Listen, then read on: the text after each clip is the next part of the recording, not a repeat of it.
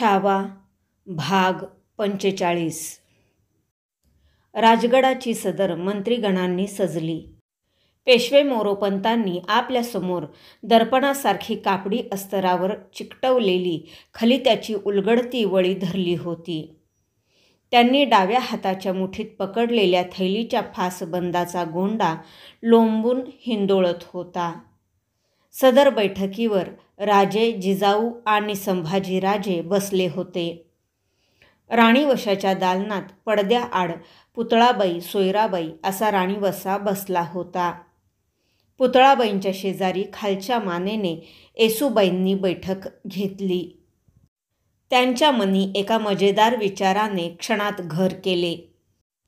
या चिकाच्या पडद्यातून पलीकडच्या बैठकीवरचे टोप कसे दिसतील? पण त्या मान वर घेण्याऐवजी अधिकच खाली ठेवून नुसत्या ऐकत होत्या.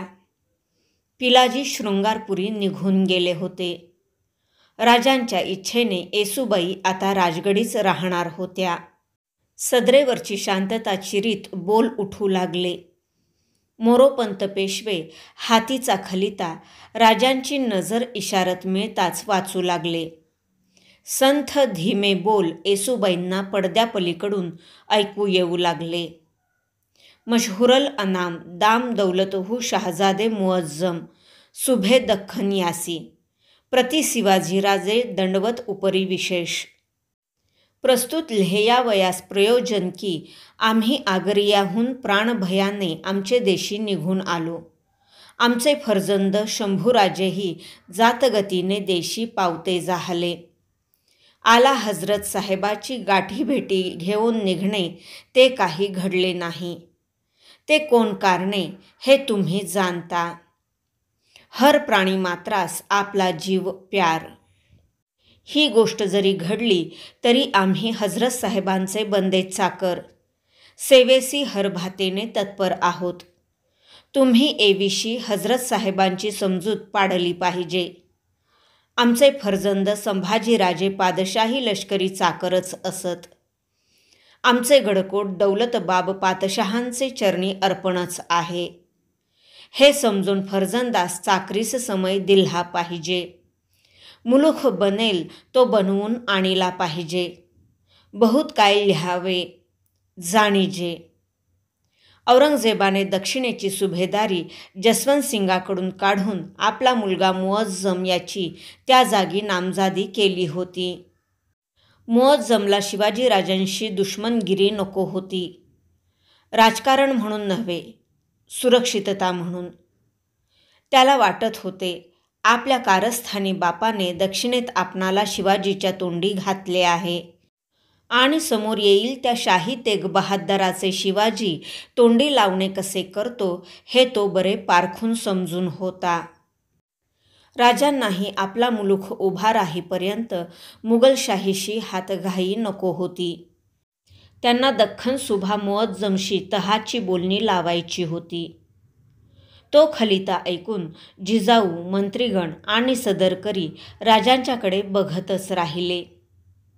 एवढे आग्र्यातील प्राणसंकट टळले नाही तोच राजे संभाजीराजांना मध्यस्थ ठेवून दुसरी चाल खेळू चाहत होते.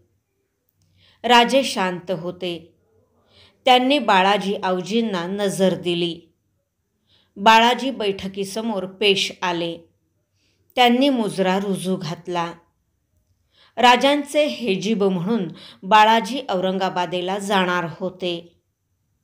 मोरोपंतांनी खलित्याची वळी थैलीत सरकविली. झुकून थैली राजांच्या समोर धरली. राजांनी हातस्पर्श दिला. तो देताना त्यांच्या हातातील अंगठीवरचा पुखर खडा झळकून उठला.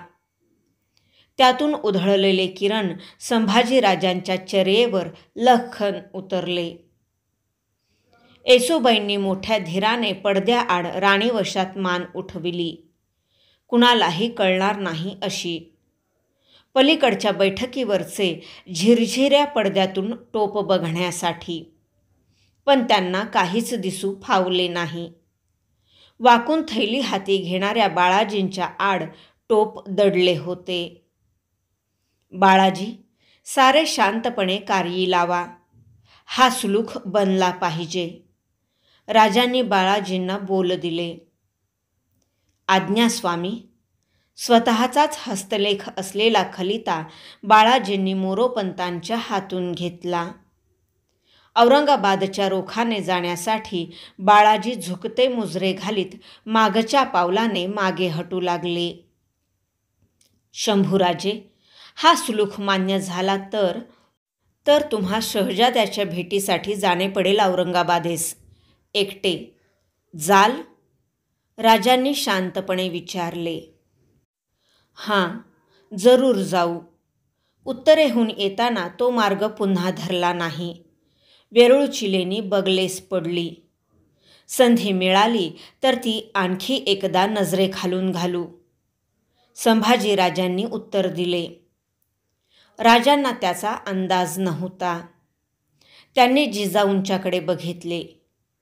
जिजाऊ गंभीर होत्या. वेरूळच्या आठवणीबरोबर संभाजीराजांना आपली नजर चिकाच्या पडद्याकडे का गेली तेच कळले नाही. पण त्यांनाही पलीकडचे काहीच दिसू फावले नाही. वाऱ्याच्या झोताने त्या पडद्याला फक्त नाजूक वळ्या उठलेल्या त्यांना दिसल्या. मन त्या वळ्यांना धरून वाट चालून गेले. औरंगाबादेची, वेरूळच्या लेण्यांची. महाराज, नाईक आल्यात. महालीच्या खिदमतगाराने आत येत वर्दी दिली. पेश येऊ देत. राजांच्या पायफेऱ्या थांबल्या. शंभूराजेही जवळ येऊन राजांच्या शेजारी थांबले. बहिर्जी नाईक महाली पेश आला. मुजऱ्यासाठी झुकला. रामोशी मुंडाशांच्या दशा झुकताना डुलडुलल्या. धनी, मोगलाईत अडकलेलं रघुनाथ पंत आणि त्र्यंबक पंत सलामतीनं सुटलं. गड पायथ्या लगट आल्यात. पर पार दशा झाली त्यांची. बहिर्जी खिणभर थांबला. राजांना आठवले. आम्ही आग्र्यातून निसटलो, पण रघुनाथ पंत आणि त्र्यंबक पंत मागे राहिले आणि औरंगजेबाच्या चौकी पहाऱ्यांच्या जाळ्यात अडकले. फौलाद खानानं त्यांना मरणयातना देऊन त्यांचे हाल केलेले कानावर आले. खरे तर ते मरायचेच, पण मुअज्जम मार्फतीने केलेली सुलुखाची बोलणी कामी पडली आणि औरंगजेबाने त्या दोघांना हाडामांसांनिशी सोडून दिलं. त्या अर्थी सुलूख होऊन तह होणार हे नक्की झाले. धनी, तेसनी पांघराय धडुती धाडाय पाहिजेत. पार रया गेलिया त्यांची. अन बहिर्जी अडखळला. बोला नाईक, आणि काय?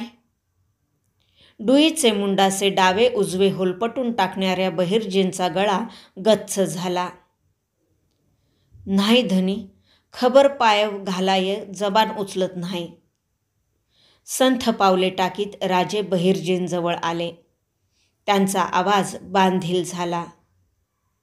नाईक, आम्ही कैदेत असता आमचे काही बरे वाईट झाले असते तरी ती खबर तुम्हास मासाहेबांच्या कानी घालावी लागलीच असती. खबरगीर आणि ज्योतिषी यांना खडे बोलावे लागते. बोला, कोण खबर? महाराज, दिल्लीच्या जुम्मा मसुदीत नेताजींचा सुनता झाला. नाव पालटलं. महमद कुली खान केलाय त्यांचा. नेताजी मुशिनमान झालं. त्यांचं कबिलं निसार खानानं मुलखातनं दस्त करून दिल्लीला धाडलं. त्यांसने बाटवून त्यांच्या संगट मौलानांनी पुण्यानं त्यांचं निकं लावलं. बहिर्जींचा रामोशी आत्मा नेताजींच्या कर्तबगार आठवणीने ढवळला. डोळ्यांतून इमानी पाण्याचे थेंब टपकले. बहिर्जींच्या खांद्यावरचा राजांचा हात थरथरला. डोळे भरून आले. नेताजी, घोड्यांच्या टापांनिशी उचलत फिरणारा एक धगधगत्या आगीचा झंझावात. नेता आज नव्हता झाला. अंगाराचे कोळसे झाले. बहिर्जी आणि राजे यांच्याकडे बघताना शंभूराजांची मूठ नकळत परजात जमदाडीवर घट्ट आवळली गेली होती. तापल्या शिशाचा रस ओतल्यागत कानपाळी रसरसून आली होती. डोळ्यांचे पेटते पोत झाले होते. त्यांना दिसत होता तसबिहीच्या माळेचा हात आणि क्षणाक्षणाला त्यांची पर्जावरची मूठ घट्ट घट्ट आवळली जात होती. नकळत राजे मुलखाची बंदिस्ती करीत होते. औरंगजेबाने राजांचा सुलूक मान्य केला. दख्खन सुभा मुअज्जम उर्फ शहा आलम मार्फत राजांना औरंगजेबाचा हसबुल हुक्म आला शंभूराजांच्यासाठी. तहाप्रमाणे राजांचे प्रतिनिधी म्हणून शंभूराजांना शाही मनसबदारी देण्यात येणार होती. 4000 स्वारांची. वऱ्हाड खानदेशीच्या जहागिरीचा 15 लक्ष होनांच्या मुलुखाचा मोकासा बहाल करण्यात येणार होता. औरंगजेब धोरणी. त्याने ही हत्तीची दाखवीत उंटाची चाल टाकली होती. शांतपणे वाकडी. जहागिरीचा मोकासा वऱ्हाड खानदेशचा. म्हणजे संभाजीराजांना मुक्काम औरंगाबादेतच टाकावा लागेल. मनसबदार म्हणून शिवाजीचा बच्चा पुन्हा आपल्याकडे ओलीसच राहील. नाहीतर त्याला संभाजीराजांना पुरंदरच्या तहात मिळालेल्या मावळ मुलखाचा मोकासा देता आला नसता का? ते केले तर तो औरंगजेब कसला? मोरपिसांचा जुडगा म्हणून तो आपल्या तोंडावर खाजकुयरीची पाने फिरवू पाहतो आहे हे राजांनी हेरले. त्यांनी दिल्ली दरबारला स्पष्ट कळवून टाकले. जहागिरीचा मोकासा घेणे तो आमचे फर्जंद संभाजीराजे अदबगर्जीने घेतील. कारभार पाहणे तो प्रतापराव गुजर व निराजीरावजी मुतालिक रावेशीने पाहतील. फर्जंद जहागिरीवरील मुक्कामास असणे ते होणे नाही. राजांच्या सगळ्या अटी मान्य झाल्या. औरंगाबादेहून मुअज्जमचे पत्र आले. जहागिरीची वस्त्र आणि फरमान घेण्यासाठी शंभूराजांना औरंगाबादेला पाठवून द्यावे. राजांचे बहिर्जी कर्माजी विश्वास असे खबरगीर औरंगाबादेच्या रोखाने सुटले मुअज्जमची माहिती काढायला. हे राजकारण फक्त राजेच खेळू जाणत होते. ते स्वतः असेच चालत आले होते. एक वेढा फोडावा, दुसऱ्यात आपणहून घुसावे. एका गोटातून संभाजीराजांना त्यांनी काढून घेतले होते. दुसऱ्या गोटात ते त्यांना आपणहून पाठवायला तयार झाले होते. या चालीचे यश मुअज्जमचा स्वभाव कसा आहे यावर अवलंबून होते. संभाजीराजांचे धैर्य केवढे आहे यावरही विसंबून होते. खबरगिरांनी औरंगाबादेहून बातम्यांची कोरीव लेणी जशीच्या तशी उचलून आणली. मुअज्जम विलासी आहे. साजशिंगाराची त्यास गोडी आहे. राजांना तो मनोमन वचकून आहे. आपल्या बापाशी तो नेक नाही. विचार करून राजांनी निर्णय घेतला संभाजीराजांना औरंगाबादेला धाडण्याचा. त्यांना विश्वास होता शंभूराजे दरबारी रीतीभातीचे सारे ठीक करतील. खुद्द तेच जाऊन आले की औरंगजेबाला कायमचा नसला तरी उडता भरोसा येईल. या खानदेशी राजकारणाचा समय आला ऐन दिवाळीत. राजकारण सणवार भावभावना काहीच जाणत नसते. भरत्या थंडीला धरून नरक चतुर्दशीचा दिवस राजगडावर फटफटला. आज औरंगाबादेच्या रोखाने प्रस्थान ठेवण्याचा मुहूर्त होता. जिजाऊ, पुतळाबाई, धाराऊ, सोयराबाई साऱ्या आऊसाहेब यांचा शंभूराजांनी आशीर्वाद घेतला. येतो आम्ही म्हणत येसूबाईंचा निरोप घेतला. बालेकिल्ल्याच्या सदर चौकात गड उतारासाठी प्रतापराव, निराजीरावजी, रावजी सोमनाथ, प्रल्हाद निराजी, आनंदराव अशी निवडीची मंडळी सिद्ध होती. जिजाऊ आणि राजे संभाजीराजांसह सदर चौकात आले. शंभूराजांनी जिजाऊंच्या पायांवर कपाळ ठेवले. औक्षवंत व्हा, कार्यसिद्ध होताच परतीला लागा. जिजाऊंनी त्यांना आशीर्वाद दिला. राजांच्या संगतीत बरोबर यायच्या मंडळींसह संभाजीराजे चालू लागले. संजीवनी माचीच्या रोखाने. माचीवर गड उताराची पालखी तयार होती. माचीवर उतरणारे भुयार आले. त्याच्या तोंडावरची धुंड हटली. राजे व शंभूराजे आत उतरले. मागून प्रतापराव, निराजीपंत, रावजी, आनंदराव, प्रल्हादपंत ही मंडळी उतरली. एका मागून एक पायऱ्या मागे पडू लागल्या. चालता चालता राजे कसल्या तरी विचाराने थांबले. तुम्हास आठवते वेरूळच्या कैलास लेण्याची गुंफा? राजांनी प्रश्न केला. जी. दोन्ही आवाजांचा फेरसाद भुयारात घुमला. काय आवडलं तुम्हास त्या शिलागारीत? कैलास पर्वताखाली दमगीर झालेला रावण. भुवया चढवीत राजांनी संभाजी राजांना आश्चर्याने निरखले. का? शिवाचा कैलास त्यास उचलता आलेला नाही. एवढे बल असून. शांतपणे संभाजी राजांनी उत्तर दिले. संजीवनी माची आली. संभाजी राजांनी राजांच्या भगव्या मोजड्यांवर आपला भंडारा मंडित माथा ठेवला. त्यांना उठवून पोटाशी घेत राजे धीट धीमे बोलले. सांभाळून असा. आम्ही नसलो तरी प्रतापराव आहेत. त्यांच्या सल्ल्याने वागा. यशवंत व्हा. आम्ही तुमची वाट बघतो आहोत. शंभूराजे सजल्या पालखीत बसले. फुलार राजगोंडा त्यांनी मुठीत पकडला.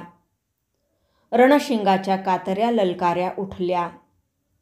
अब्दागिरे, चोपदार, निशाणबारदार चालू लागले. आग्रा झाला आता औरंगाबादेला. मजल दर मजलीने सेनेसह संभाजीराजे औरंगाबादेला पोहोचले. शहजाद्याच्या वतीने दिल्ली दरबारचा मातब्बर सरदार जसवंतसिंग याने सामोरे येत त्यांची आगवानी केली. जसवंतसिंगाच्या साक्षीने संभाजीराजांनी मनसबदारीची वस्त्रे स्वीकारली. त्याला फेरनजराना बहाल केला. औरंगाबादेतील शाही महाली प्रतापराव, निराजीपंत, रावजी यांच्या सोबतीत जाऊन संभाजीराजांनी शहजादा शहा आलम याची भेट घेतली. तांबूस गौरवर्णाचा शहा आलम शंभूराजांना बघून खुशदिल झाला. ओठातल्या ओठात पुटपुटला. इंशाअल्लाह, कैसी शेरे सूरत है. त्याने एक झुलबाज हत्ती आणि रत्नजडावाची तलवार संभाजीराजांना दरबारी इतमामाने नजर केली. संभाजीराजांनी त्याला फेरनजराणे दिले. महालीच्या आलिशान बैठकीवर शहा आलमने संभाजीराजांना आपल्या शेजारी बसवून घेतले. खुद्द जसवंतसिंगाला असा मान कधी मिळाला नव्हता. तो हात बांधून समोर उभा होता. शहजाद्याने संभाजीराजांच्या प्रवासाची आदराने चौकशी केली. राजांच्या तब्येतीची पूछताछ केली. निरोपाची वेळ आली. महालीच्या दरबारी अत्तरियाने पुढे येत अत्तरदाणीतील काबुली अत्तराचे फाये झुकून शहजाद्याच्या आणि संभाजीराजांच्या मनगटावर अदबीने फिरवले. एक खिदमतगार सोनेरी नक्षीदार तबकात टपोऱ्या गुलाबाचे रसरशीत गेंद घेऊन बैठकीसमोर पेश आला. तबकातील एक फुलता गुलाब गेंद हाती घेऊन शहजाद्याने तो क्षणभर निरखला. संभाजीराजांच्या हातात तो देताना शहजादा शहा आलमच्या तोंडून नकळत लफ्ज सुटले. लीजिए, गुलाब भी खूबसूरत होता है छोटे राजा साहब. भाग 45 समाप्त.